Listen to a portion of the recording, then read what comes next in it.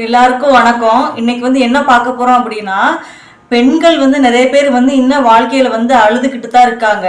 அந்த அழுகிறது மட்டும் இன்ன வரைக்கும் அது போகவே மாட்டேங்குது. அது மட்டும் ஏன்னு தெரியல.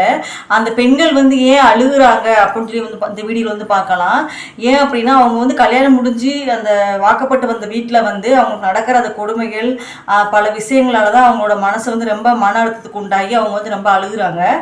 இப்போ பெண்கள் அழுதுகிட்டே இருப்பாங்க. அவங்க சொல்லுவாங்க மற்றவங்க, அவள் பார்த்து அவள் பார்த்தாலும் சிடு மூஞ்சாவே பார்த்தாலும் அழுதுகிட்டே இருக்கா, அப்படி அழுதுகிட்டே இருந்தா வீடு விளங்குமா அப்படி இப்படி சொல்லுவாங்க. ஆனா அப்படி சொல்றவங்க ஏமா அழுகுற, எனக்கு எதனால நீ அழுகுறேன்னு ஒரு வார்த்தையை கூட கேட்க மாட்டாங்க. அவங்கள பத்தி என்ன குறை சொல்லணுமோ அதைத்தான் சொல்லுவாங்க. ஏன்னா அந்த பெண்ணு யாருக்கிட்டையுமே சொல்ல முடியாத அளவுக்கு மனசுல அவ்வளோ பெரிய கவலை வச்சுக்கிட்டு இருக்கோம். அதை நீ ஏமா அழுகுறேன்னு சொல்லி ஒரு 6 4 வாரத்தை கேட்டாலே அவங்களுக்கு அந்த கஷ்டமெல்லாம் போயிடும். நெக்ஸ்ட் ஒரு வீட்டில் அவங்களோட கணவன் கரெக்டாக இருந்தாலே அவங்க வீட்டில் எந்த பிரச்சனையும் வராது. நியாயமாக நடக்கணும். அவங்க அங்கிட்டும் பேசக்கூடாது இங்கிட்டும் பேசக்கூடாது, நேர்மையாக இருந்தாலே எந்த பிரச்சனையும் வராது. ஏன்னா அவங்கள நம்பி தான் அவங்க வீட்டுக்கு வராங்க. அதனால் அவங்க தான் ஒய்ஃப் நல்லபடியாக பார்த்துக்கணும். நெக்ஸ்ட்டு உங்கள் சந்தோஷத்தை மற்றவங்களுக்கு நீங்கள் விட்டு கொடுத்துட்டு நீங்கள் கவலைப்பட்டுக்கிட்டு இருப்பீங்க. அப்படி மட்டும் பண்ணாதீங்க. நீங்கள் கவலைப்படுற ஒவ்வொரு நிமிஷமும் அடுத்தவங்களுக்கு அது சந்தோஷத்தை தான் கொடுக்கும். அதனால் நீங்கள் எப்பயுமே கவலைப்படாதீங்க. ஏதாவது கவலைப்படுற மாதிரி விஷயம் வந்தாலும் அந்த விஷயத்தை அப்பப்போ தூக்கி எறிஞ்சிட்டு அடுத்து நம்ம என்ன பண்ண போகிறோம், அடுத்து என்ன பண்ண போகிறோம்னு சொல்லிட்டு அந்த மாதிரி நீங்கள் போய்கிட்டே இருந்தீங்கன்னா உங்களுக்கு அந்த கவலைங்கிற ஒன்று உங்கள் மனசில் எப்பயுமே இருந்துக்கிட்டே இருக்காது. நெக்ஸ்ட் காசு பணம் மட்டும் முக்கியம் கிடையாது. யார் நல்லா அன்பாக பார்த்துக்கிறாங்களோ அப்படி இருந்தாலே உங்களுக்கு காசு பணம் அதிகம் முக்கியம் இல்லை அப்படின்னு உங்களுக்கே தோண ஆரம்பிச்சிடும். அப்படி உங்ககிட்ட யார் அப்படி அன்பாக பாசமாக இருக்காங்களோ அவங்க உங்ககிட்ட ஏதாவது ஒரு சின்ன சண்டை போட்டாலோ ஏதாவது போட்டாலும் நீங்கள் வாக்குவாதம் பண்ணாதீங்க.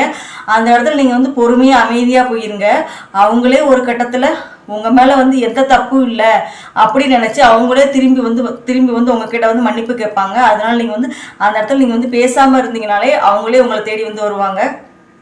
நெக்ஸ்ட்டு நீங்கள் இப்போ கவலைப்படுறீங்க அப்படின்னா அது அசால்ட்டாக தூக்கி எரிஞ்சிருங்க. இந்த கவலை நமக்கு இன்னைக்கு இருக்கும் நாளைக்கு போயிடும் அப்படின்னே போயிருங்க. நெக்ஸ்ட் யார்கிட்ட எப்படி நடந்துக்கணும், எந்தெந்த மாதிரி கிட்ட அவங்களோட நடந்துக்கணும், அவங்கள்ட்ட எந்த மாதிரி நடிக்கணும் அப்படி தெரிஞ்சாலே உங்களுக்கு முக்கால்வாசி கவலை வரவே வராது, சண்டையும் வராது.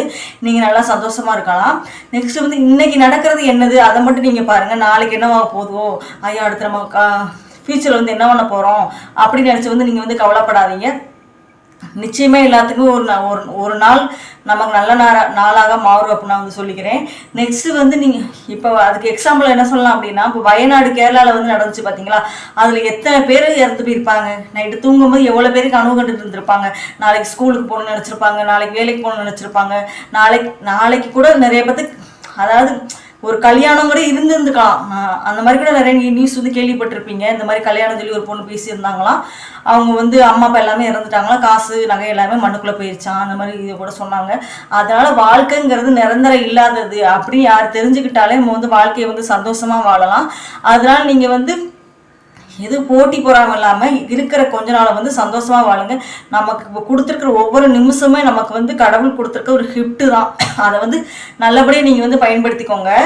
நெக்ஸ்ட் நீங்கள் எதையுமே நினச்சி கடல் அளவுக்கு இன்னும் கண்ணீர் விடாதீங்க. அந்த கண்ணீரை துடைக்கிறதுக்கு ஒருத்தர் கூட வரமாட்டாங்க. நான் சத்தியமாக சொல்கிறேன், உங்கள் கண்ணீரை துடைக்கிறதுக்கு யாருமே வரமாட்டாங்க. நீங்களே அதுக்கான சொல்யூஷனை தேடிக்கிட்டு அதுக்கான தீர்வை நீங்களே தேடிக்கிட்டா மட்டும்தான். நீங்களே உங்களோட கண்ணீரை நீங்களே உங்கள் கையால் தான் துடைக்கணும். மற்ற யாருமே வரமாட்டாங்க. இது ஏன்னா இந்த உலகம் சுயநலமாக உள்ளது. நமக்கு எந்த ஒரு கஷ்டனாலும் நமக்கு யாரும் உதவி பண்ண மாட்டாங்க. நெக்ஸ்ட் உங்களை யாராவது வெறுக்கிறாங்க அப்படின்னா நீங்கள் அவங்ககிட்ட போய் கெஞ்சாதீங்க.